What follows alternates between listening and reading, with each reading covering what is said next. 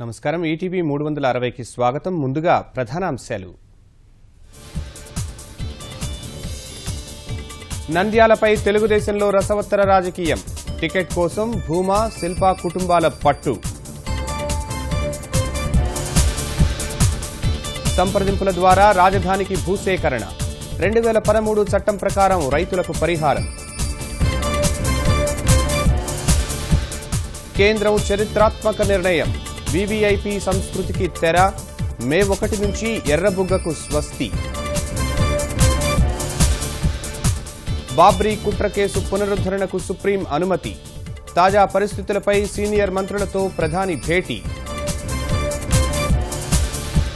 ఇకపై ఓటు వేయగానే రసీదు వచ్చే ఈవీఎంలు. 16 లక్షల యంత్రాల కొనుగోలుకు కేంద్రం ఆమోదముద్ర.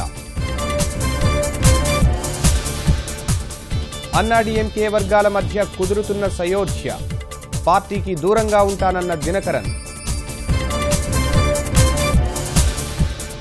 హిమాచల్ ప్రదేశ్లో ఘోర ప్రమాదం. నదిలో పడిన బస్సు, 45 మంది దుర్మరణం.